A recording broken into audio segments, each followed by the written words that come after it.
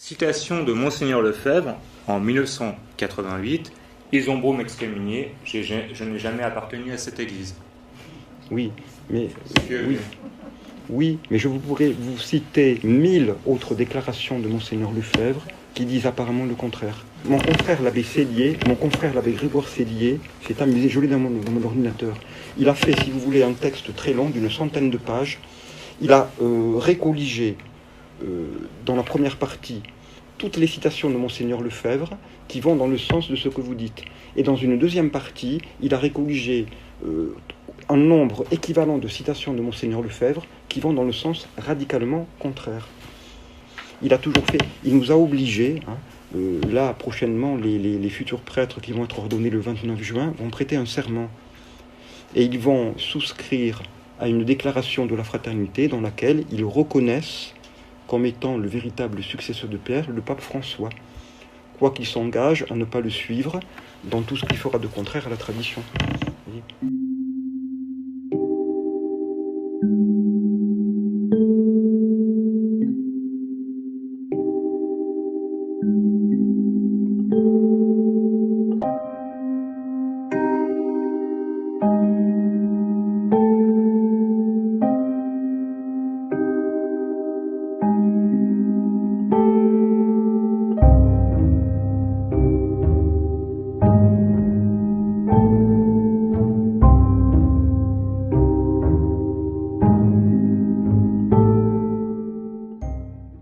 Mais il est possible que nous soyons dans l'obligation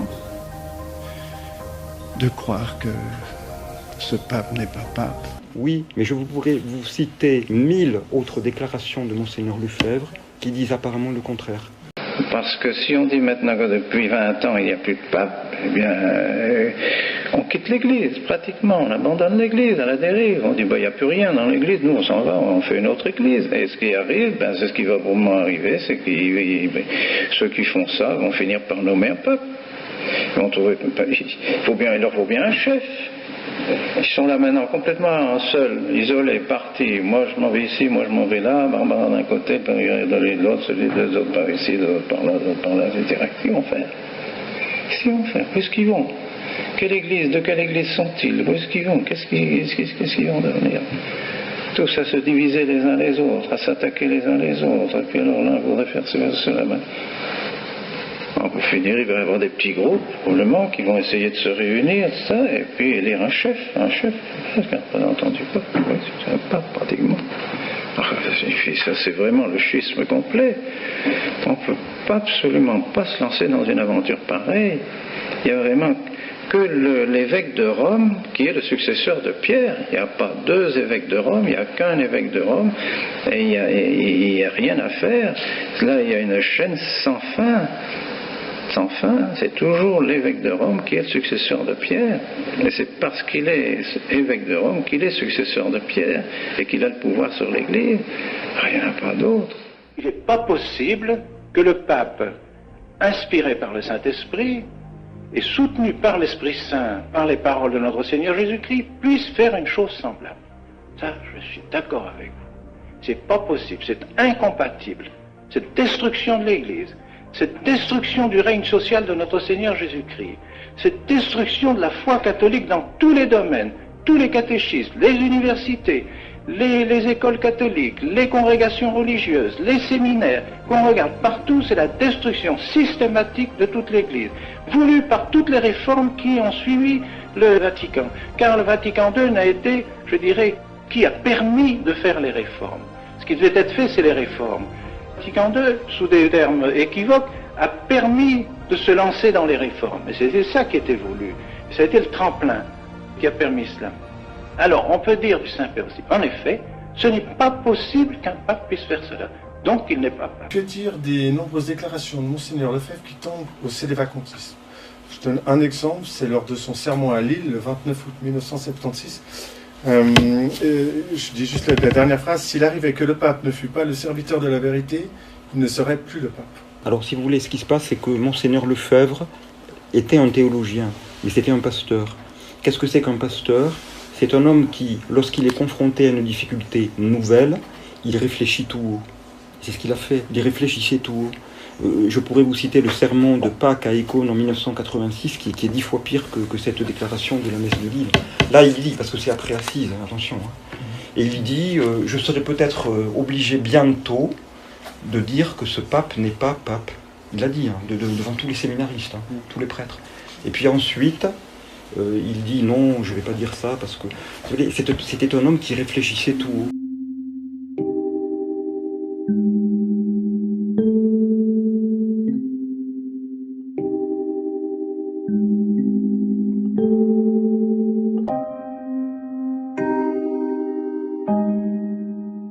Alors, il faut bien comprendre une chose, c'est que l'hérésie, c'est quelque chose de parfaitement défini et caractérisé. Et ce qui se passe aujourd'hui, ce n'est pas une hérésie, c'est un ensemble de choses qui gangrènent l'Église sans être une hérésie. Il proselitismo è il veleno più forte contro il cammino ecumenico. Vous prenez par exemple Vatican II, le Concile Vatican II n'a prononcé aucune hérésie, ça c'est certain. Monseigneur, que penser des charismatiques, des cursillos et de tous ces mouvements? Faut pas y aller, c'est le diable. C'est pas le Saint-Esprit. Rinnovamento carismatico. Avete ricevuto un grande dono dal Signore. C'est pas le Saint-Esprit. C'est pas le Saint-Esprit, c'est pas le Saint-Esprit. Les gens deviennent possédés. Questo movimento fa tanto bene alla Chiesa in generale. Je vous assure, ce n'est pas l'Esprit Saint, parce que l'Esprit Saint conduit toujours à l'Église catholique. Credo che i movimenti sono necessari, ma i movimenti sono una grazia dello Spirito. Et la question va plus loin, puisque certains se disent, et à juste titre, ce pape qui ne prêche plus la foi, qui ne défend plus la foi, et qui est même capable de dire des hérésies, comme par exemple lors de la déclaration d'Abu Dhabi, de dire que Dieu veut toutes les religions. Il se trouve que c'est un mal moindre d'assumer la situation d'un pape, disons-le, allons jusque-là, évidemment, allons jusque-là éventuellement, d'un pape qui serait faveur cérésime, du moment que l'on peut lui résister. À Vatican II, il n'y a eu aucune hérésie. Ça, vous pouvez aller dans les textes. Personnellement, je les ai lus, ces textes. Et je crois savoir faire la critique. Mais il n'y a pas d'hérésie. Sì, dobbiamo tutti uguali, rispettare tutti. Il Signore è buono e salverà tutti. Questo non dirlo in voce alta. Il Signore è buono e salverà tutti. Nous sommes bien obligés de constater que celui qui incarne la papauté actuellement propage l'erreur et encourage l'hérésie. L'emprisonnement physique de Saint-Pierre étant la métaphore et le symbole de cet emprisonnement spirituel, idéologique, beaucoup plus terrible, des souverains pontifes de l'heure présente, qui sont captifs, prisonniers d'une formation délétère et qui les conduit à donner libre cours à l'hérésie au sein même de l'Église. À l'hérésie au sein même de l'Église. À l'hérésie au sein même de l'Église. Le Concile Vatican II n'a prononcé aucune hérésie. Le 21 novembre dernier, par la lettre apostolique Misericordia et Misera, le pape François a renouvelé, pour les prêtres de la Fraternité Saint-Pie X, les pouvoirs de donner validement et licitement les absolutions sacramentelles.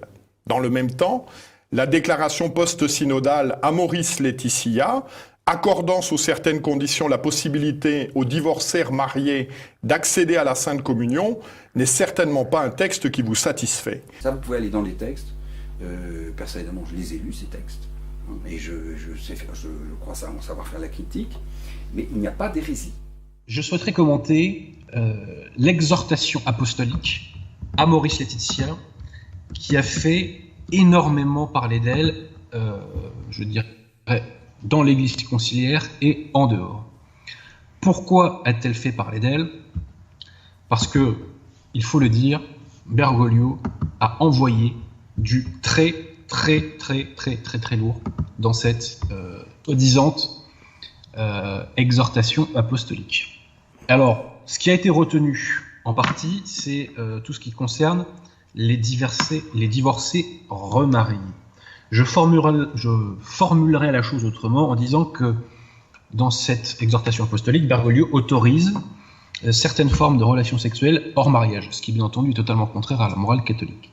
Et autrefois, les conciliaires s'étaient éloignés de la religion catholique en consacrant des hérésies à partir de Vatican II, puis on a retrouvé des hérésies dans les catéchismes de l'Église conciliaire, dans les textes des différents chefs de l'Église conciliaire, le champion olympique en la matière étant peut-être Wojtyla. Mais là, cette fois-ci, nous franchissons un cap qui est celui de la morale. C'est-à-dire que maintenant, les conciliaires s'attaquent à la morale catholique. Le dogme, c'est ce qu'il faut croire, et la morale, c'est ce qu'il faut faire. Donc avant, ils s'étaient attaqués que à ce qu'il faut croire, en tout cas ouvertement, et maintenant, ils s'attaquent ouvertement à ce qu'il faut faire. Donc, je propose qu'on analyse ce texte, qui est vraiment exceptionnel, et qui est parfaitement clair à qui sait lire. Alors, je voudrais commencer tout d'abord par le point 3, parce que là, déjà, Bergoglio envoie du lourd. Alors là, on n'est pas encore au niveau de la morale. Bergoglio nous dit ceci. « Je voudrais réaffirmer que tous les débats doctrinaux, moraux, pastoraux ne doivent pas être tranchés par des interventions magistérielles. » Petit problème, le magistère de l'Église, pendant 1958 ans, n'a servi qu'à ça, c'est-à-dire à trancher des débats doctrinaux, moraux et pastoraux. Passons. Mais ensuite, il embraye, il nous dit « Bien entendu, dans l'Église, une unité de doctrine est nécessaire. Et de praxis, pardon, est nécessaire. » Petite parenthèse, non seulement c'est nécessaire, mais c'est deux fois l'unité de doctrine de l'Église. Mais cela n'empêche pas que subsistent différentes interprétations de certains aspects de la doctrine ou certaines conclusions qui en dérivent. Alors moi, je veux qu'on me dise quel dogme de l'Église catholique a plusieurs interprétations. Ça, c'est une hérésie. Et d'ailleurs, je crois que c'est dans Vatican I qu'il est rappelé que les dogmes sont univoques, ils ont un seul sens, si vous voulez. Et dans plus, les dogmes sont immuables, ils ont toujours le même sens. Donc là, Bergoglio envoie donc du très très très lourd. Ensuite, bon, il nous dit il en sera ainsi jusqu'à ce que l'Esprit nous conduise à la vérité entière, c'est-à-dire lorsqu'il nous introduira parfaitement dans le mystère du Christ. Ce qui laisse sous-entendre qu'il y a encore des vérités à découvrir. Or, la révélation est close depuis la mort de Saint Jean, et le magistère par la suite n'a fait que expliciter. Il n'a rien ajouté de neuf. Il a rendu explicite ce qui était implicite. Voilà. Donc là, on n'était pas encore dans la morale.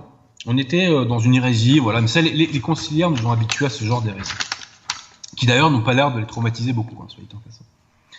Alors là, on va arriver, pas encore dans le très très lourd, on va être dans le poids moyen, quoi. Donc, Amoris Laetitia traite de la question du mariage. Et notamment, au point 247 est abordée la question du mariage mixte. Mixte, c'est-à-dire entre un catholique et un non-catholique baptisé. Eux, ils disent les baptisés. Parce qu'il faut savoir qu'effectivement, il y a le baptême qui est donné dans certaines sectes hérétiques et schismatiques sont validés. Alors donc, ils nous disent ceci. Les mariages entre catholiques et autres baptisés présentent, tout en ayant une physionomie particulière, déjà j'aime bien ce terme de physionomie particulière, de nombreux éléments qu'il est bon de valoriser et de développer, soit pour leur valeur intrinsèque, soit pour la contribution qu'ils peuvent apporter au mouvement œcuménique. Alors, petite parenthèse, je ne savais pas qu'un mariage était fait pour favoriser le mouvement œcuménique. Mais bon, c'est pas grave. Ensuite, et là, on commence à envoyer, à cette fin, on recherchera une cordiale collaboration entre le ministre catholique et le ministre non catholique dès le moment de la préparation du mariage et des noces. Ça veut dire qu'en gros, un sectateur doit être un conseiller, doit être un directeur spirituel pour les mariés. On appréciera. Ensuite, et alors là, je vous avoue que j'ai été estomaqué par ce qui suit. Au sujet du partage eucharistique, donc de la communion, nous rappelons que la décision d'admettre ou non la partie non catholique du mariage et de la communion eucharistique, premier scoop. Ah bon? Un non catholique peut être admis à la communion eucharistique? Mais qu'est-ce qu'ils ont pris avant d'écrire ce texte? Ils se sont pas dit, là, faut peut-être pas qu'on y aille trop fort parce qu'on va se faire cramer? Enfin bon, bref, donc pour eux, un hérétique peut communier. Donc, je poursuis. Donc, au sujet du partage eucharistique, nous rappelons que la décision d'admettre ou non la partie non catholique du mariage à la communion eucharistique est à prendre en accord avec les normes générales existantes en la matière, tant pour les chrétiens orientaux que pour les autres chrétiens, en tenant compte de cette situation particulière de la réception du sacrement du mariage chrétien par deux chrétiens baptisés. Bien que les époux d'un mariage mixte aient en commun les sacrements du baptême et du mariage, le partage eucharistique ne peut être qu'exceptionnel et l'on doit en chaque cas observer les normes indiquées. Donc pour les conciliaires, les hérétiques peuvent communier dans une messe qui se dit catholique, ce qui n'est pas le cas de la messe Paul VI, hein, j'assure tout le monde, mais enfin de la soi-disant messe Paul VI, Mais voilà, donc j'apprenais ça, je ne savais pas qu'un hérétique pouvait communier chez nos amis conciliaires. Bon, c'est pas très grave. Et lui aussi, alors 248, le mariage. Les mariages avec disparité de culte constituent un lieu privilégié de dialogue interreligieux. Donc on apprend que les mariages sont des lieux de... Alors ensuite, là, on va petit à petit, on va y aller crescendo. Il faut vraiment prévenir les internautes. On va évoquer la question des divorceurs mariés qui a fait tant parler. Donc, Bergoglio nous dit qu'il existe d'autres formes d'union que le mariage chrétien, qui contredisent radicalement cet idéal, mais certaines la réalisent au moins en partie par analogie. Les pères synodaux ont affirmé que l'Église ne cesse de valoriser les éléments constructifs dans ces situations qui ne correspondent pas encore ou qui ne correspondent plus à son enseignement sur le mariage. Alors, cette petite parenthèse, c'est un moyen de la chutzpah conciliaire. C'est-à-dire que la chutzpah conciliaire va vous dire, dans un système donné, s'il existe quelques éléments positifs, on peut valider le tout, même si le tout est en lui-même négatif. Par exemple, on va vous dire que certaines hérésies sont positives parce qu'elles ont gardé des éléments positifs, comme la Bible. En réalité, je cite Paul VI, le mensonge, pour se soutenir, a besoin d'une part de vérité. Et donc, cet argument ne tient pas des conciliaires parce que, concrètement, les vérités sont rendues, je dirais, non fructueuses en raison de leur utilisation comme moyen de soutien du mensonge et non plus comme, je dirais, valeur positive mise en soi dans le cadre d'un système qui, lui, est la vérité. Bref, donc ça c'était pour commencer, et nous arrivons donc au point 296, qui est très éclairant. Il nous est dit ceci. La route de l'Église depuis le Concile de Jérusalem est toujours celle de la miséricorde et de l'intégration. La route de l'Église est celle de ne condamner personne éternellement, de répandre la miséricorde de Dieu sur toutes les personnes qui la lui demandent d'un cœur sincère.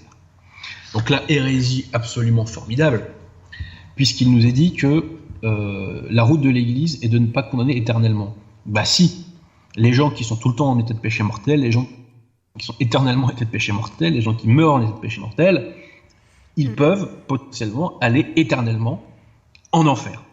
En enfer. Le catéchisme nous enseigne que les personnes en état de péché mortel à la mort vont en enfer. Donc là, Bergoglio contredit le béaba du béaba du catéchisme. Mais ceci est très important, car ça nous informe sur une déréglementation de la notion d'amour qu'il y a chez les conciliaires. Pour les conciliaires, comme Dieu est amour, ils partent du principe que Dieu ne punit jamais. Or, c'est faux. Dieu châtie. Il peut châtier sur terre, il peut condamner à l'enfer. Dieu châtie. Dieu punit. Et d'ailleurs, l'un des dons que les catholiques obtiennent à la confirmation, c'est la crainte de Dieu. Et le Concile de Trente nous dit la crainte de Dieu est le commencement de la sagesse. Et je crois que quand il dit ça, il reprend un passage des psaumes. La crainte de Dieu est le commencement de la sagesse. Eh bien, les conciliaires n'ont pas la crainte de Dieu, parce que pour eux, comme Dieu les aime, il leur pardonnera toujours tout, et le risque d'enfer est quasi nul. Donc cette phrase, outre qu'elle est une hérésie, nous éclaire sur la mentalité, sur l'un des dogmes conciliaires, qui est que Dieu ne punit pas parce qu'il nous aime. Ensuite, dans le même ordre, il s'agit d'intégrer tout le monde. Je ne sais pas ce que c'est l'intégration dans l'Église. Est-ce que c'est le baptême qui nous fait entrer dans l'Église, mais des gens qui sont déjà là, a priori, n'ont pas à être intégrés. Il s'agit d'intégrer tout le monde. On doit aider chacun à trouver sa propre manière de faire partie de la communauté ecclésiale, pour qu'il se sente l'objet d'une miséricorde imméritée, inconditionnelle et gratuite. Alors là, qu'est-ce que c'est que la propre manière de faire partie de la communauté ecclésiale ? J'ai jamais entendu parler de ça. Il y a deux façons d'être membre de la communauté ecclésiale. C'est très simple. Soit on est un membre de l'Église en état de grâce, soit on est un membre de l'Église en état de péché mortel. Quand on est en état de grâce, on est un membre vivant de l'Église. Quand on est en état de péché mortel, on est un membre mort. Il n'y a que deux façons. Donc, comment être catholique, il y a deux conditions, le baptême et la profession de la foi. Et ensuite, comment être un membre vivant ? Faut rester catholique avec ce que je viens de dire. Et ensuite, il faut être en état de grâce. Bon. Eh bien, ce Bergoglio nous dit que on doit aider chacun à trouver sa propre manière de faire partie de la communauté ecclésiale. Donc, on peut supposer qu'il y a une autre façon que l'état de grâce et l'état de péché mortel pour être un membre de l'Église. Je le découvre, en tout cas dans l'Église conciliaire, hein, mais c'est pas le cas de l'Église catholique. Et ensuite, passez-moi l'anglicisme, punchline ultime, personne ne peut être condamné pour toujours parce que ce n'est pas la logique de l'Évangile. Eh bien, c'est la logique de l'Évangile. La logique de l'Évangile, c'est de châtier les mauvais. Beaucoup seront appelés et peu seront élus. C'est pas de moi, hein, cette phrase. Et à plusieurs reprises, le Christ fait mention de la géhenne. Donc bien sûr que si, justement, l'Église est une religion, c'est la religion de la justice par excellence, puisque nos mérites seront pris en compte au jugement dernier, ou nos absences de mérite, et précisément, ceux qui ont fait le mal peuvent potentiellement être condamnés pour toujours. Alors là, on était dans les hérésies. Maintenant, on va arriver dans la morale. Et là, c'est vraiment énorme. Nous allons évoquer là le cas des baptisés divorcés et remariés civilement. Donc, non remariés religieusement. Mais un remarié civilement, je fais cette précision pour que tout le monde comprenne, c'est, d'un point de vue catholique, une forme de concubinage. Et le concubinage est un péché mortel. De même que les relations sexuelles hors mariage, catholiques, sont un péché mortel. Il faut conserver ça à l'esprit pour comprendre ce qui suit. Et rappelez-vous ce que je disais. Je dis ça pour les auditeurs qui ne le savent pas. Donc, pour pouvoir communier, il faut être en état de grâce. Pour être en état de grâce, il faut ne pas commettre de péché mortel, et donc il ne faut pas vivre en concubinage, et il ne faut pas avoir de relations sexuelles hors mariage. Bon. Alors écoutons ce qui suit. Bergoglio, point 299, nous dit « Les baptisés, divorcés et remariés civilement doivent être davantage intégrés dans les communautés chrétiennes selon les diverses façons possibles, en évitant toute occasion de scandale. » Petite parenthèse, le scandale quand on se pointe à l'église, c'est de vivre en concubinage. Soit en passant. Hein, et c'est quand même gonflé de se pointer à l'église quand on vit en concubinage. Ensuite, je poursuis. La logique d'intégration, on ne sait toujours pas ce que c'est l'intégration. Hein. La logique de l'intégration est la clé de leur accompagnement pastoral, afin que non seulement ils sachent qu'ils appartiennent au corps du Christ, qui est l'Église, mais qu'ils puissent en avoir une joyeuse et féconde expérience. Je poursuis un peu plus loin. Non seulement ils ne doivent pas se sentir excommuniés, petite parenthèse, c'est pas parce qu'on est en état de péché mortel qu'on est excommunié, c'est une confusion des notions, chute pas conciliaire continuité. Et c'est là la phrase qui tue. Mais ils peuvent vivre et mourir comme membres vivants de l'Église. Donc comme ils sont en état de péché mortel, là on est en train de nous dire que des individus qui sont en état de péché mortel et qui, selon le catéchisme de l'Église et le magistère de toujours et la doctrine de toujours, sont des membres morts, on est en train de nous dire que des individus qui sont en état de péché mortel peuvent être des membres vivants de l'Église. C'est une révolution, c'est la transgression assumée de la morale catholique. Donc là, les conciliaires autorisent des formes de relations sexuelles hors mariage. Voilà. C'est clairement écrit.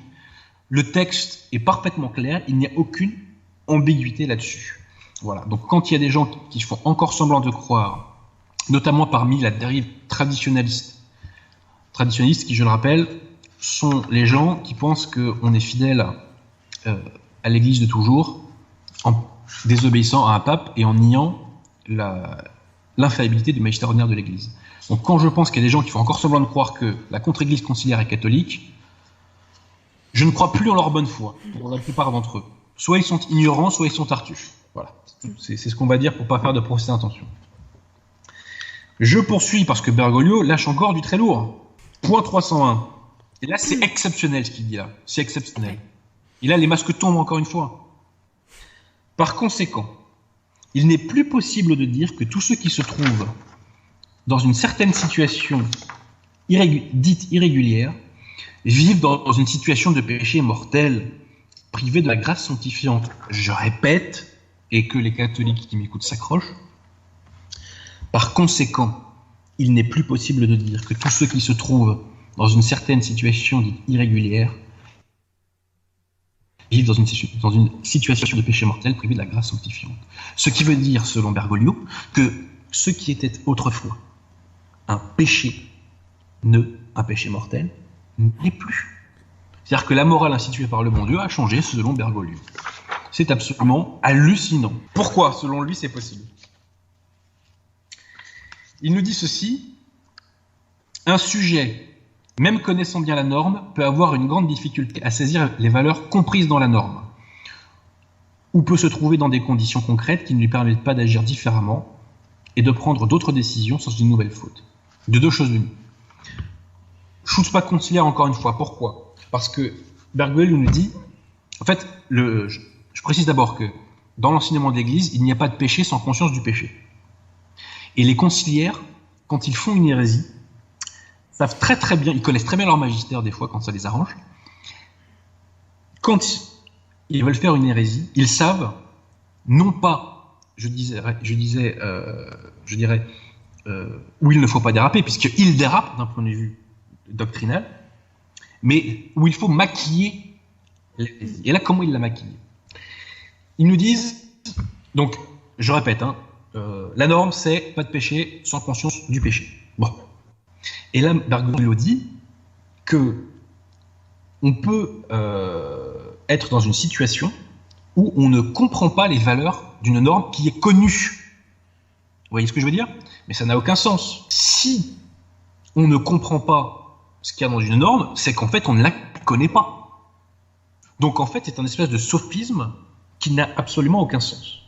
Et un peu plus loin, nous allons voir qu'il précise son hérésie. Point 302. En ce qui concerne ses conditionnements, le catéchisme de l'Église catholique s'exprime clairement. Alors quand il dit ça, il ne parle pas du catéchisme de Saint-Pédis, je précise. Dans le catéchisme de la contre-église conciliaire, je traduis, l'imputabilité et la responsabilité de l'action peuvent être diminuées, voire supprimées par l'ignorance. Donc ça c'est vrai pour le coup, c'est que quand on n'a pas conscience qu'on pêche quand on fait un acte, il n'y a pas de péché entre guillemets. L'inadvertance, déjà l'inadvertance c'est beaucoup plus ambigu, parce qu'une légèreté peut être blâmable. Vous voyez, ça peut être le relâchement, ça peut être la tiédeur, donc ça déjà... Alors la violence c'est vrai, puisque si on nous annihile notre volonté, à ce moment-là, c'est vrai qu'il n'y a pas de péché.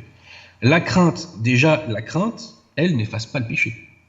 À la limite, c'est une circonstance atténuante, mais c'est tout. Les habitudes, au contraire, tout le combat de l'Église catholique, c'est de nous retirer nos mauvaises habitudes païennes. Donc l'habitude n'a jamais été, je dirais, un élément qui efface le péché. Vous voyez ?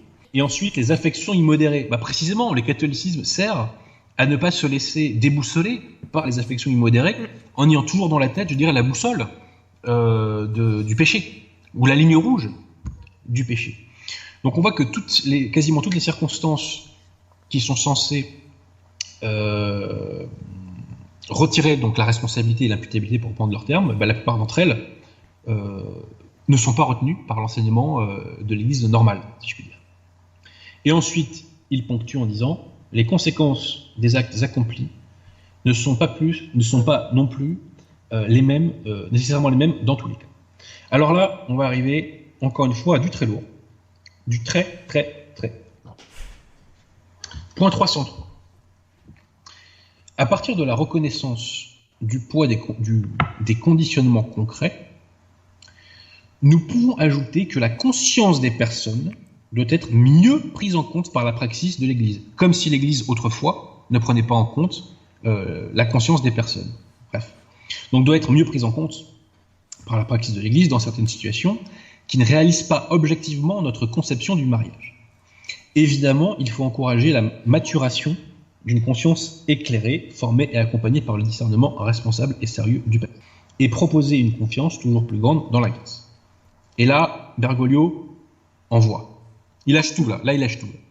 Mais cette conscience peut reconnaître non seulement qu'une situation ne répond pas objectivement aux existences générales de l'Évangile, de même, et là, accrochez-vous, de même, elle peut reconnaître sincèrement et honnêtement, donc la conscience, que c'est pour le moment la réponse généreuse qu'on peut donner à Dieu et découvrir avec une certaine assurance morale que cette réponse est le don de soi que Dieu lui-même demande. Et là, au milieu, au milieu de la complexité concrète des limitations, blablabla. Là, l'hérésie absolue, c'est la formule que Dieu lui-même demande. Puisqu'on est en train de nous dire que certains individus ne peuvent pas faire mieux que pécher, Et on nous dit que c'est ce que Dieu demande. Le bon Dieu ne demande jamais à un individu de pécher. Jamais. Jamais, jamais, jamais. D'où d'ailleurs le fait que on ne dit pas ne nous soumettez pas à la tentation, comme l'ont très longtemps dit les conciliaires, mais ne nous laissez pas succomber à la tentation. Le bon Dieu ne fait pas le mal, il ne nous demande jamais de pécher, et le minimum syndical en matière de morale et de mœurs n'est jamais le péché. Et rappelons-nous ce que nous dit saint Paul, tout individu reçoit toujours les grâces pour lui éviter le péché induit par la tentation. Personne n'est tenté au-delà de ses forces. Alors, on peut dire du Saint-Père aussi, en effet, ce n'est pas possible qu'un pape puisse faire cela. Donc, il n'est pas pape. Comment interprétez-vous ces deux actes a priori contradictoires? Je risque de me tromper. Je pense qu'ils viennent d'un même mouvement. Et ce mouvement, c'est un souci du Saint-Père pour les rejetés, de tous bords. Pour les périphéries. Voilà, pour les périphéries. Et bien sûr, nous ne sommes pas directement des périphéries, disons, matérielles, nous ne sommes pas des rejetés, nous ne sommes pas en prison, mais nous sommes des rejetés quand même, par le grand courant de l'Église. Et dans ce sens-là, nous sommes des marginalisés. Et je crois, je peux me tromper encore une fois, que ça vient de là. Ce souci de s'occuper de ces gens que, je crois, le pape va faire le reproche à l'Église, disons dans son ensemble, d'avoir oublié ou mis de côté. Nous exprimons à Rome, nous montrons notre soumission, donc que nous reconnaissons ces autorités. Rome est dans l'apostasie. C'est pas des paroles, c'est pas des mots en l'air que je vous dis, c'est la vérité. Rome est dans l'apostasie. On ne peut plus avoir confiance dans ce monde-là. Il a quitté l'Église, il quitte l'Église. Sûr. Et pas seulement à la messe, pas seulement en disant le nom du pape et celui de l'évêque du lieu dans le canon de la messe, mais aussi, vous avez l'exemple du pape qui nous donne le pouvoir de confesser. Il y a aussi des actes juridiques. C'est un peu compliqué, mais ça peut arriver qu'un prêtre commette des actes délictueux. Nous avons des références avec Rome qui nous octroient, qui nous demandent de juger ces cas. Donc c'est vraiment des relations normales. Non seulement ils n'enseignent plus la foi catholique, ils ne défendent plus la foi catholique, mais ils enseignent autre chose. Ils entraînent l'Église dans autre chose que l'Église catholique. Ce n'est plus l'Église catholique. Il n'y a pas que de la confession. Il y a tout un tas. Cet été a été confirmé que le supérieur général peut vraiment librement ordonner les prêtres de la fraternité sans avoir à demander la permission à l'évêque du lieu.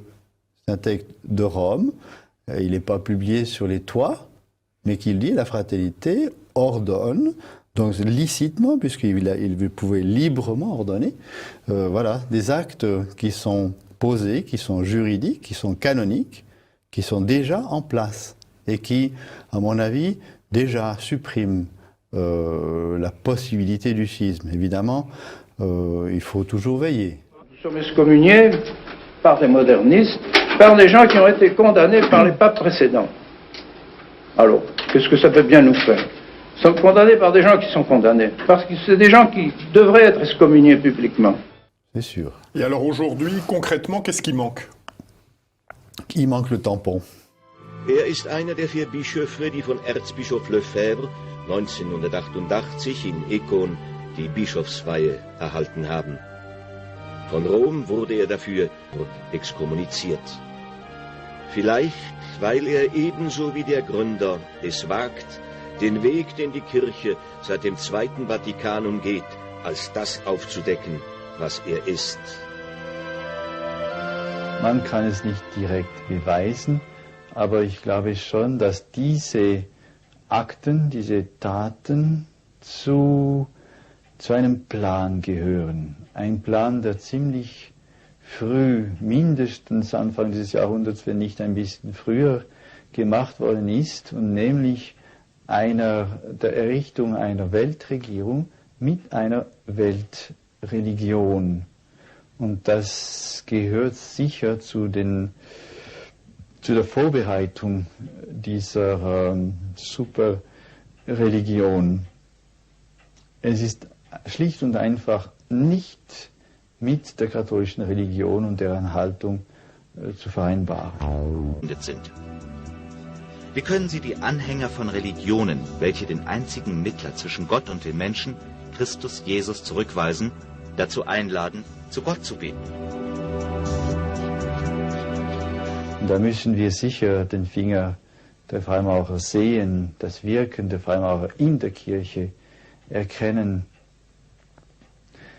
Es ist recht interessant zu merken, in 1992 hat ein hoher Freimaurer aus Mexiko behaupten können, im Vatikan selbst wirken jetzt 4 Logen.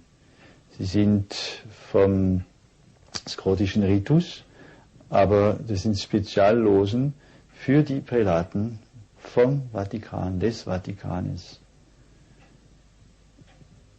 Also die geheimen Brüder arbeiten zur Zerstörung nicht nur von außen, sondern sogar in der Kirche selbst. Imaginez que le pape ait été inscrit dans une loge maçonnique avant son élection. Il était excommunié. Excommunié, son élection est invalide. Il ne peut pas être pape. Et nous aurions pendant un pape qui ne serait pas pape. Et puis aussi, justement, l'affirmation, cette fois-ci claire et nette, qu'on respectera ces garanties. Et il n'y a que le pape qui peut donner ce tampon et cette garantie. C'est au pape de le faire, oui. Il y a tout simplement une loge maçonnique au Vatican. Ah non, vous serez excommunié. Si je suis excommunié par une loge maçonnique, Deo Gracias.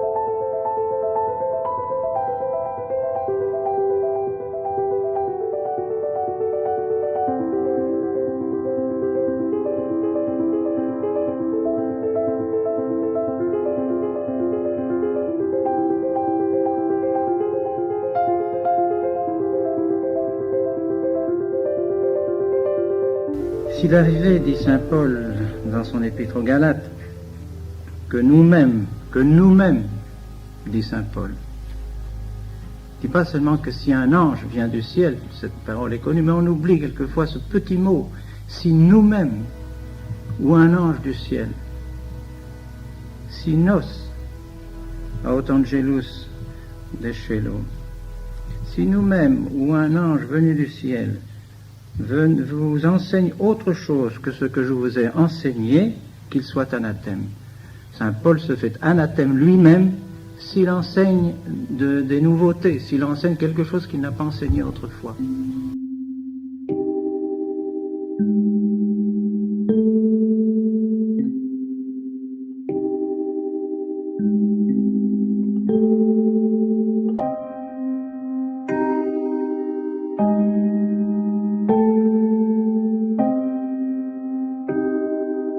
Depuis plus d'une décennie, la fraternité sacerdotale Saint-Pédis a en partie ouvertement et en partie en cachette travaillé à sa propre perte.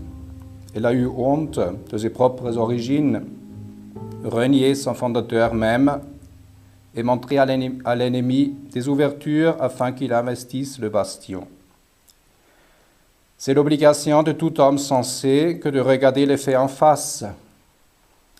Ce qui éclate maintenant aux yeux de tous n'a pas échappé au regard d'un certain nombre de confrères solides et ne peut plus être passé sous silence, car celui qui se tait semble consentir. Mais cela n'est pas permis au prêtre qui a reçu lors de son ordination l'injonction de prêcher et de diriger les fidèles pour leur bien. Celui qui est au-dessus des fidèles par l'appel divin et l'ordination ne peut songer à se faire petit, à baisser la tête et à attendre tandis que les coups ennemis ruinent les âmes des fidèles. Ce serait un péché que de vouloir attendre davantage. On ne peut s'attendre à une amélioration de la situation sous la direction actuelle de la Fraternité sacerdotale Saint-Pédis. Leurs déclarations sont trop nombreuses et trop claires, même ces tout derniers temps. Que l'on ne réponde pas que le supérieur général n'a rien signé, que tout est comme avant. Sa proposition de déclaration doctrinale du 15 avril 2012 contient l'abandon ou pour le moins une diminution essentielle des objections faites par Monseigneur Lefebvre contre les doctrines de Vatican II. Déclaration du 15 avril 2012, dans laquelle Monseigneur Felay renie tout simplement le combat de la foi et de la doctrine catholique. Premièrement, nous promettons d'être toujours fidèles à l'Église catholique et au pontife romain, son pasteur suprême, vicaire du Christ, successeur de Pierre et chef du corps des évêques.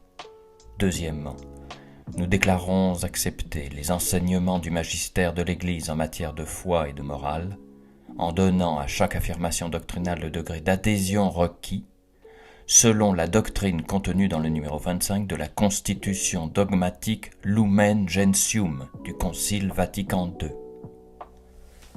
En particulier, nous déclarons accepter la doctrine sur le pontife romain et sur le collège des évêques avec son chef, le pape, enseignée par la Constitution dogmatique Pastor Aeternus du Concile Vatican I et par la Constitution dogmatique Lumen Gentium du Concile Vatican II, chapitre 3, expliqué et interprété par la Nota Explicativa Previa à ce même chapitre. Deuxièmement, nous reconnaissons l'autorité du magistère auquel seul est confiée la tâche d'interpréter authentiquement la parole de Dieu, écrite ou transmise, dans la fidélité à la tradition, se souvenant que le Saint-Esprit n'a pas été promis au successeur de Pierre pour qu'il fasse connaître, sous sa révélation, une nouvelle doctrine, mais pour qu'avec son assistance, il garde saintement et exprime fidèlement la révélation transmise par les apôtres, c'est-à-dire le dépôt de la foi. Troisièmement, la tradition est la transmission vivante de la révélation usque ad nos, et l'Église, dans sa doctrine, dans sa vie et dans son culte, perpétue et transmet à toutes les générations ce qu'elle est et tout ce qu'elle croit. La tradition progresse dans l'Église avec l'assistance du Saint-Esprit, non comme une nouveauté contraire, mais par une meilleure compréhension du Depositum Fidei. Quatrièmement, l'entière tradition de la foi catholique doit être le critère et le guide de la compréhension des enseignements du Concile Vatican II, lequel à son tour éclaire, c'est-à-dire approfondit et explicite ultérieurement, certains aspects de la vie et de la doctrine de l'Église, implicitement présents en elle ou non encore formulés conceptuellement. Cinquièmement, les affirmations du Concile Vatican II et du magistère pontifical postérieur relatives à la relation entre l'Église catholique et les confessions chrétiennes non catholiques, ainsi qu'au devoir social de la religion et au droit à la liberté religieuse, dont la formulation est difficilement conciliable avec les affirmations doctrinales précédentes du magistère, doivent être comprises à la lumière de la tradition entière et ininterrompue, de manière cohérente avec les vérités précédemment enseignées par le magistère de l'Église, sans accepter aucune interprétation de ces affirmations qui puisse porter à exposer la doctrine catholique en opposition ou en rupture avec la tradition et avec ce magistère. Sixièmement, c'est pourquoi il est légitime de promouvoir par une légitime discussion l'étude et l'explication théologique d'expression et de formulation du Concile Vatican II et du magistère qui a suivi dans le cas où elles ne paraissent pas conciliables avec le magistère antérieur de l'Église. Septièmement, nous déclarons reconnaître la validité du sacrifice de la messe et des sacrements célébrés avec l'intention de faire ce que fait l'Église selon les rites indiqués dans les éditions typiques du missel romain et des rituels des sacrements légitimement promulgués par les papes Paul VI et Jean-Paul II. Huitièmement, en suivant les critères énoncés ci-dessus, ainsi que le canon 21 du Code, nous promettons de respecter la discipline commune de l'Église et les lois ecclésiastiques, spécialement celles qui sont contenues dans le Code de droit canonique promulgué par le pape Jean-Paul II en 1983 et dans le Code de droit canon des Églises orientales promulgué par le même pontife en 1990. Restant sauve la discipline à concéder à la fraternité sacerdotale Saint-Pie X par une loi particulière.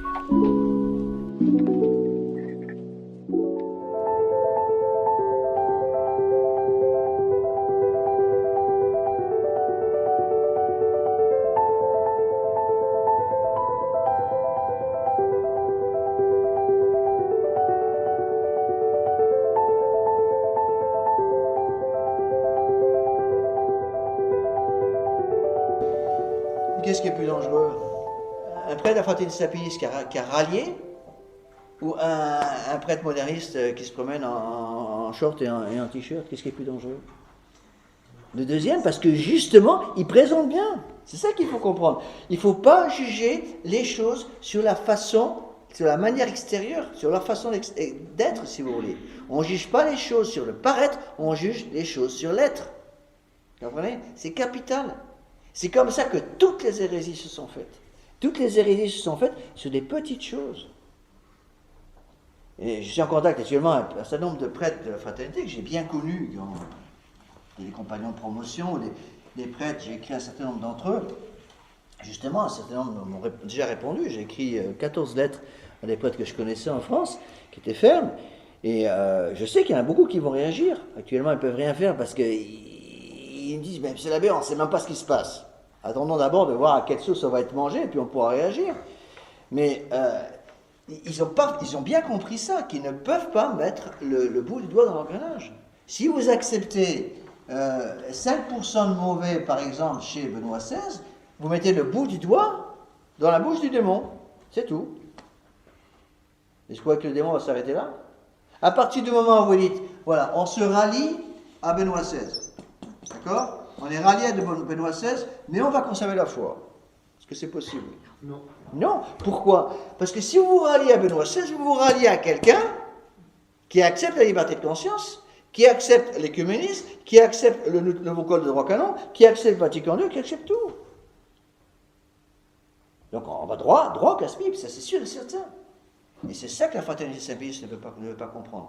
Et ils sont trompés, surtout Monseigneur Feulé, il est trompé par une tentation sous apparence de bien. Ceux qui ont fait les exercices de Saint Ignace savent ce que c'est qu'une tentation sous apparence de bien. Vous savez très bien que le démon, quand il tente un pécheur public, il ne tente jamais un pécheur public avec une tentation sous apparence de bien, pas besoin. Il va tenter un pécheur public avec des grosses tentations très faciles, je dirais, parce que le pécheur public s'en fiche complètement, il va suivre les tentations. Au contraire, avec, par exemple, des prêtres de la fraternité Saint-Pie X, qui ont quand même un amour de Dieu, vous voyez ce qu'il est. Eh bien, comment va travailler le démon? Il va travailler avec des choses sous apparence de bien. Quelle est l'apparence de bien? Le rêve de Monseigneur Feulé, il est là. Mais si on se rallie à Benoît XVI, toutes les portes vont être ouvertes. Et à ce moment-là, des tas de gens vont venir chez nous, et Monseigneur Lefebvre nous avait prévenu, si on ouvre nos portes et que les gens de l'extérieur viennent chez nous, on va se faire contaminer par eux. On ne convertira personne, et c'est eux qui vont nous détruire. Et c'est exactement ce qui se passe. Rappelez-vous ce que nous disait Monseigneur Lefebvre, juste après les sacs en 88. Il a fait ce sermon fameux, que vous connaissez certainement, en disant, si j'avais signé le protocole d'accord, c'était en mai 88, si j'avais signé le protocole d'accord, c'était une opération suicide, a-t-il dit. Il a dit, il faut vivre, donc j'ai fait l'opération survie. Bon, c'est vrai qu'il manquait un élément chez Monseigneur Lefebvre. Bon, il n'a pas compris, et ça c'est bien dommage, mais qu'il fallait absolument qu'il soit beaucoup plus ferme au niveau du problème du cédévacantisme. Ça, il n'a pas compris. Mais il avait au moins compris qu'on ne pouvait pas mettre la main dans, si vous voulez, dans la bouche du démon. Et ça, il faut absolument le comprendre. Et qu'est-ce qui se passe actuellement? C'est exactement la même situation. C'est-à-dire, on la propose, donc, Monseigneur Follet fait en fait une opération signant, s'il a signé ou s'il va signer, malheureusement, on verra, j'espère qu'il ne va pas le faire, mais enfin, il semble que ça soit fait. Si Monseigneur Lefebvre signe, Monseigneur Follet signe, ce sera une opération suicide. Contre l'opération survie de Monseigneur Lefebvre. Il fait exactement le contraire de ce que voulait Monseigneur Lefebvre. Et vous voyez, sous apparence de bien, mais on va reconvertir les gens. Combien de personnes avons-nous converti dans la Fraternité Saint-Pédis même après avoir accepté par exemple, les motu proprio sur la messe? Vous acceptez le motu proprio sur la messe, par exemple. Voilà. Voilà le cas du motu proprio sur la messe. Vous voyez comment il est important de penser droit. Motu proprio sur la messe, qu'est-ce que ça veut dire? Motu proprio sur la messe. Ça veut dire deux choses. Vous acceptez quoi? Vous acceptez de reconnaître que la messe est le rite extraordinaire. D'accord? C'est le texte. Vous reconnaissez que la messe est le rite extraordinaire. C'est déjà un péché d'accepter ça. Pourquoi? Parce que la messe traditionnelle n'est pas un rite extraordinaire, c'est un rite ordinaire. Deuxième péché grave, vous reconnaissez que le Novus Ordo Missae, la nouvelle messe, est le rite ordinaire. Deuxième péché grave. Ça, c'est une première apostasie, ça, c'est une deuxième apostasie. À partir du moment où vous reconnaissez que la messe traditionnelle est le rite extraordinaire, vous reconnaissez implicitement que la nouvelle messe est le rite ordinaire. Or, le combat pour la foi, ce n'est pas simplement un combat pour la messe. C'est ça qu'il faut comprendre. C'est un combat contre la nouvelle messe. Vous comprenez? Et si on oublie la deuxième partie du combat, on détruit tout. Et la tentation sous apparence de bien, c'est de regarder simplement la première ligne. Ah, mais c'est le rite extraordinaire, accepté, c'est magnifique, c'est reconnu par l'Église. Très bien. Ça, c'est la tarte aux pommes, d'accord? Et la nouvelle messe, qui est le rite ordinaire, c'est quoi ça? C'est pas une petite goutte d'arsenic, c'est une énorme goutte d'arsenic qui se promène au milieu. Donc à partir du moment où on reconnaît que la nouvelle messe est un rite ordinaire, c'est fini, c'est terminé. Alors on peut nous dire par exemple, et c'est pour tout comme ça, prenez Vatican II. Est-ce qu'il y a des choses bonnes dans Vatican II? Oui, il y a quelque chose de bon. Par exemple, le décret sur le sacerdoce, c'est pas trop mauvais. Mais il suffit qu'il y ait dans Vatican II une seule hérésie, c'est fini, c'est terminé. Vatican II est mauvais. On ne peut pas dire, mais Vatican II est pas trop mauvais parce qu'il y a un texte qui est bon. Peut-être qu'il y a un texte dans Vatican II qui dit que notre Seigneur Jésus-Christ est Dieu. Bon, vous êtes d'accord, moi aussi. Mais ça sert à quoi de dire notre Seigneur Jésus-Christ est Dieu si à côté de ça le texte d'Unitas Humanae dit qu'il faut respecter chez tous les hommes la liberté de conscience, et que cette liberté de conscience doit être reconnue par tous les hommes, et par les chefs d'État, par les États. Ça, c'est l'arsenic, c'est tout, c'est terminé. On ne peut pas dire, mais Vatican II est bon à cause des bonnes choses. On est obligé de dire, Vatican II est mauvais. Point final. Monseigneur Lefebvre nous disait, par exemple, je me rappelle, c'est un exemple, il nous disait, Vatican II souhaitait introduire une année de spiritualité au début du séminaire. C'est excellent comme idée. Le seul qui l'a mis en pratique, c'est qui? Monseigneur Lefebvre, justement. J'ai fait une année de spiritualité au début de séminaire. Je remercie le bon Dieu tous les jours d'avoir fait. On apprenait à obéir, on apprenait les bases du catéchisme qu'on ne connaissait pas, parce que les séminaristes qui rentraient, j'en étais un d'entre eux, on ne connaissait pas nos bases. Donc d'introduire une année de spiritualité, c'est une excellente idée. Alors est-ce qu'il faut dire que le Vatican II est bon parce que le décret sur le sacerdoce introduit une année de spiritualité pour les séminaristes? Très bien, mais le décret sur la liberté, les relations avec les religions non catholiques dit qu'il y a des valeurs de salut dans toutes les religions. Vous voyez, à partir du moment où vous avez une goutte d'arsenic, ne faut pas dire c'est encore bon 95%, il faut dire c'est mauvais.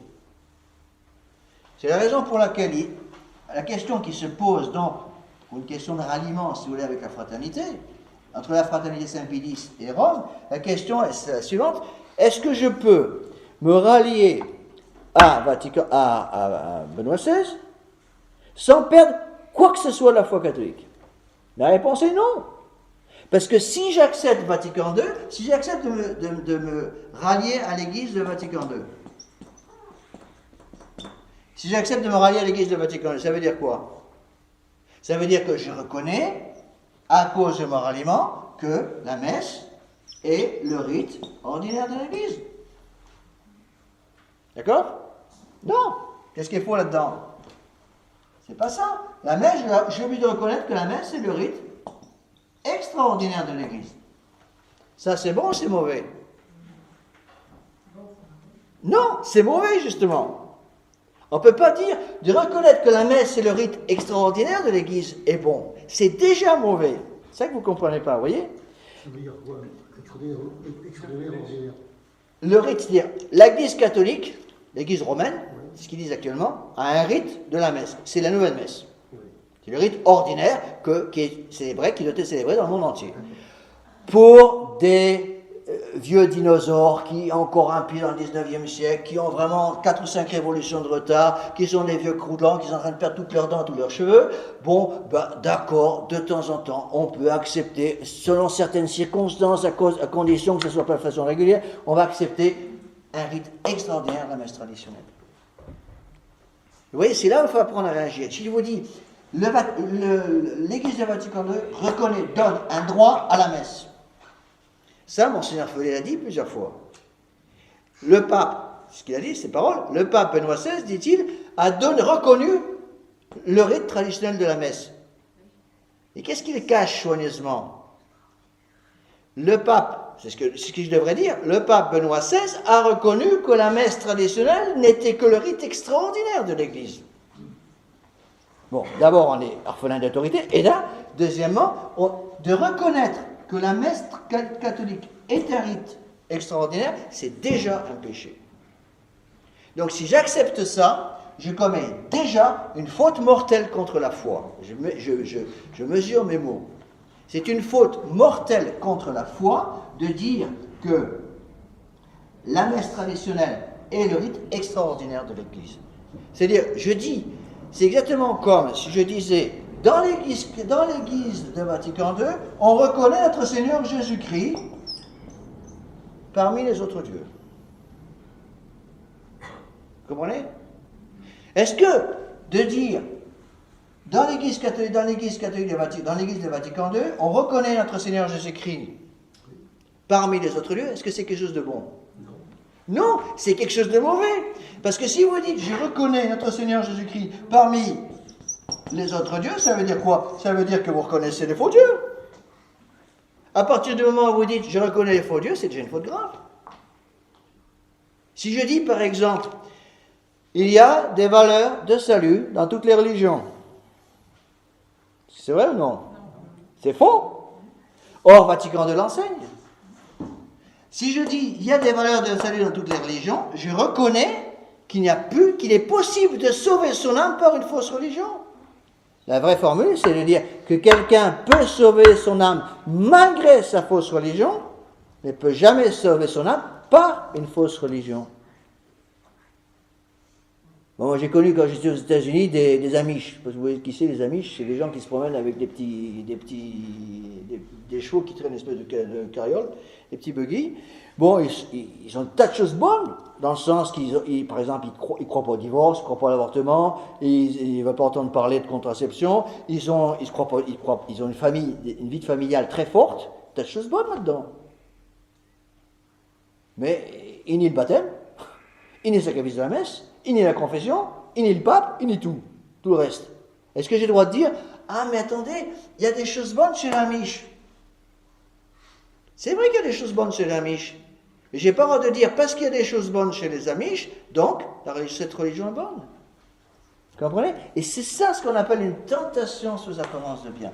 Et ça, c'est la naïveté chez Monseigneur Follet. J'arrive pas à comprendre comment quelqu'un qui est quand même pas un imbécile. Monseigneur Follet, c'est même quelqu'un qui a fait des...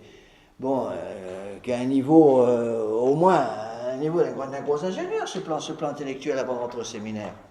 Comment il ne voit pas ça? Comment il ne voit que les choses, je dirais, qui brillent au soleil, qu'il ne voit pas qu'en dessous, c'est de la fausse dorure. Vous voyez, donc, on ne peut pas accepter de reconnaître que la messe est le rite extraordinaire de l'Église, sans dire autrement, sans dire par conséquence que la nouvelle messe est donc le rite ordinaire.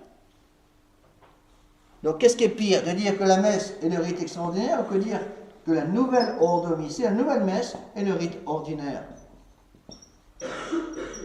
Qu'est-ce qui est pire? Je pense que le premier est pire. C'est pire de dire la messe traditionnelle est le rite extraordinaire de l'Église que de dire la nouvelle messe est le rite ordinaire de l'Église. Parce que c'est jeter, comme la phrase de notre Seigneur, c'est jeter les perles au pourceau. La messe traditionnelle n'est pas, n'a jamais été, ne sera jamais le rite extraordinaire de l'Église catholique. C'est le rite, avec un grand R, de l'Église catholique. Vous comprenez? Et si on se base uniquement sur les soi-disant bonnes choses, qui d'ailleurs n'en sont pas, en cachant soigneusement les choses qui ne sont pas bonnes, c'est de la haute trahison. C'est de la haute trahison. Je m'excuse, du terme. On est en pleine guerre, et les soldats qui trahissent pendant la guerre, qu'est-ce qu'on en fait? On les fusille. Voilà. Bon. Je l'avais dit qu'il faut fusiller Monseigneur Follet. Oui. Si Monseigneur Follet, je dis bien si Monseigneur Follet veut vraiment rallier la fraternité sacerdotale Saint-Pie X à l'Église de Vatican II, oui, il faut le fusiller. Je maintiens ce que je dis. C'est évident. Si n'importe lequel d'entre vous ou moi, on veut faire la même bêtise, il faut aussi nous fusiller. Il faut voir les choses en face.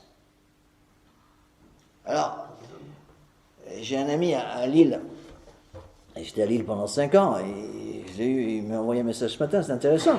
Il me dit, dernier sermon de l'abbé là-bas, l'abbé Laméran, c'est celui qui m'a remplacé à Lille, tout va très bien, ne vous inquiétez pas, faire confiance, et tout est extraordinaire, et puis la situation canonique qui sera la nôtre, après l'arrangement avec Rome, ne vous inquiétez pas, c'est merveilleux, tout va très bien, madame la marquise, ne vous inquiétez pas, tout va très bien.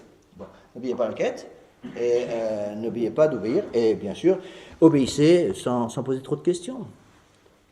Il a expliqué comment le ralliement était une excellente chose. Et un fidèle qui a dit, mais attendez, pendant des années, la fraternité Saint-Pie X, moi le premier d'ailleurs, on a tapé à boulet rouge sur les ralliés. Le pire injure qu'on pouvait donner dans l'Église catholique, c'est vous êtes un rallié. C'est vrai que j'ai tapé à boulet rouge sur les ralliés.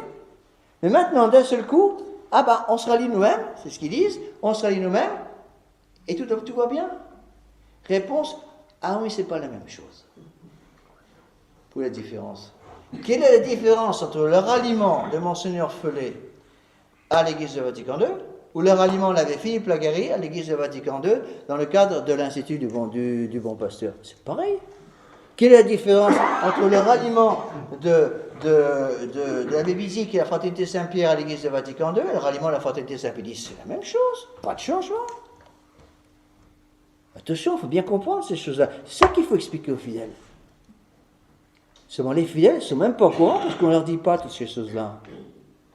Bon, alors j'espère qu'il y a quelques fidèles de la fraternité Saint-Pie X qui écoutent les conférences, je l'espère, je sais qu'il y en a qui vont arriver à comprendre ça. Vous voyez, c'est pour ça qu'il faut absolument avoir un esprit droit. Penser droit. Tout l'important, c'est ces cours de catéchisme. Oui, mais où est le problème? Le problème, vous voyez par vous-même. Hein? L'abbé Guépin m'avait dit, vous verrez, vous finirez le cours avec 15 personnes. Il n'avait pas tort. Hein? Il n'avait pas tort. Bon, on va me dire, mais il y a beaucoup de gens qui écoutent par le biais d'Internet. C'est vrai. Bon, on a eu plus de 10 000 contacts sur le site Notre-Dame-des-Dons. C'est vrai. Mais c'est quand même un peu triste, à où est-ce qu'il est. Un jour, j'ai l'occasion, je leur dirai aux fidèles. Ici, c'est quand même pas normal qu'on ait 15 à 20 personnes maintenant qu'on catéchise du vendredi soir. Bon, et pourquoi? Parce qu'on a une occasion de se former, on ne prend pas cette occasion, ça je vous félicite de venir, mais il faut comprendre le danger justement de mettre le bout du doigt dans la bouche du démon. Donc à partir du moment où je reconnais, si vous voulez, que dans l'église de Vatican II, parce que c'est une église qui est séparée de nous, séparée de l'église catholique, attention, dans l'église de Vatican II, il y a encore des choses bonnes, c'est déjà en soi quelque chose d'inadmissible.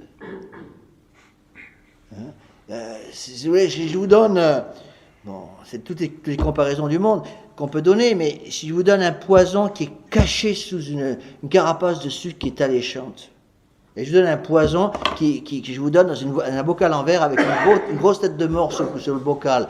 Quel est le poison qui est le plus dangereux? Enfin, c'est pas le poison qui est dans un bocal avec une grosse tête de mort sur le verre. Parce que tout le monde va dire, ça je prends pas ça, c'est dangereux, c'est un poison.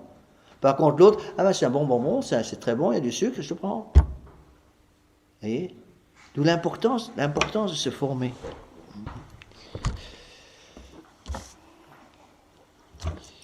Alors, il y a des prêtres de la fraternité qui ont expliqué ces choses-là récemment, justement. Ils ont immédiatement été sanctionnés par leur supérieur, interdiction de prêcher.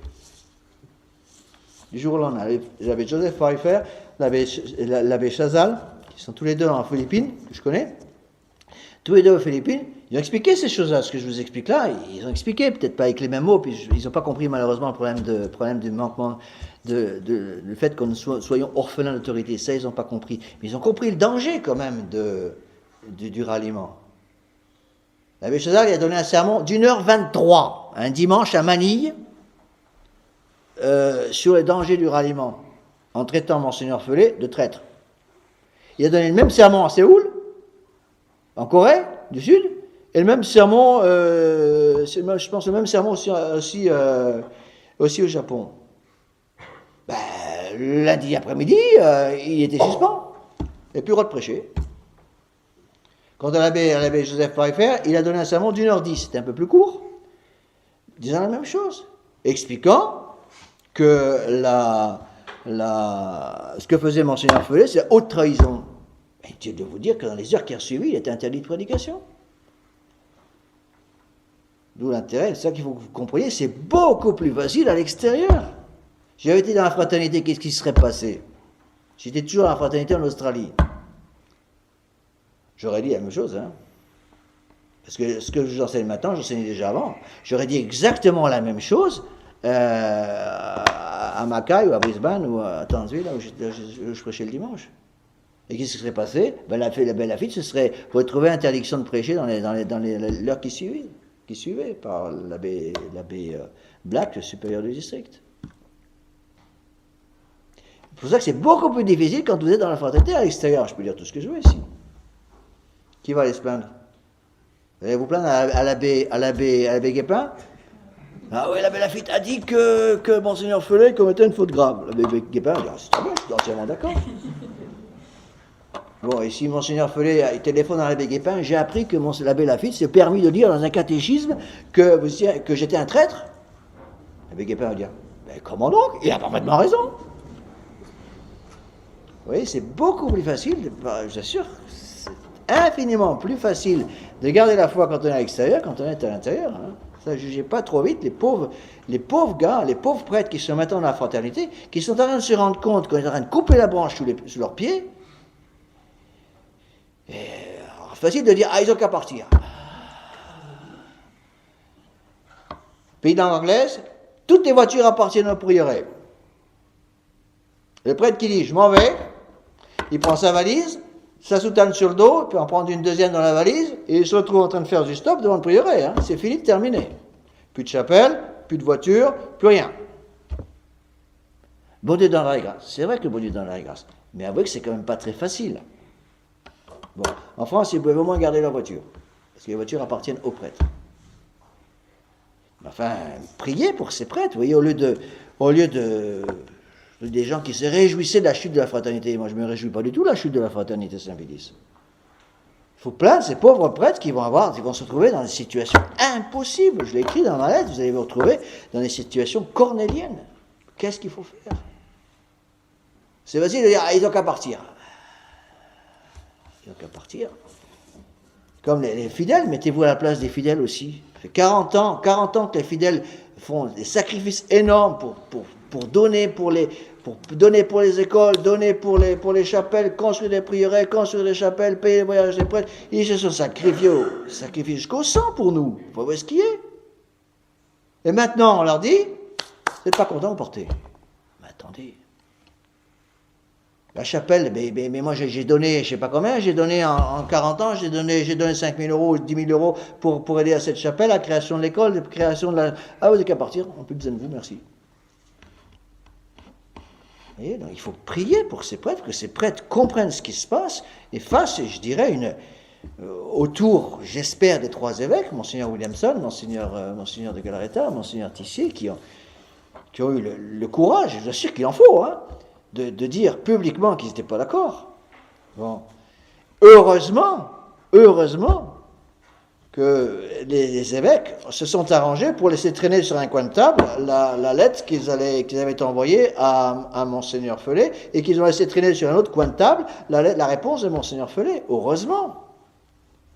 Parce que dans la réponse de Monseigneur Feulé aux 3 évêques, les 3 évêques ont dit à Monseigneur Feulé, tout accord pratique avec Benoît XVI actuellement est hors de question pour nous.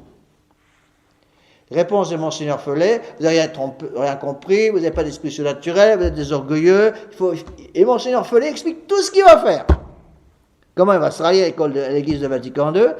Et tout est magnifique, il faut faire confiance, parce que c'est maintenant, vous comprenez, le pape Benoît XVI, c'est pas comme les autres qui étaient très mauvais, celui-là est très bon, et il est excellent, mais tous les gens autour de lui sont très mauvais, cependant lui il est excellent, vous inquiétez pas. Ça a ouvert les yeux des tas de gens.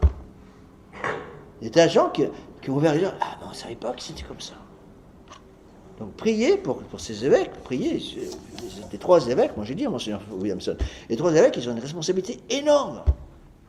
Parce que la plupart des prêtres qui veulent réagir maintenant dans la fraternité, évidemment, ils attendent un peu que les évêques fassent quelque chose. Mais c'est pas facile non plus pour eux. Bon, on va redémarrer un séminaire. Vous démarrez un séminaire où? Dans le jardin des plantes, ici? Pour redémarrer un séminaire, il faut quand même un minimum. Il faut quand même des professeurs.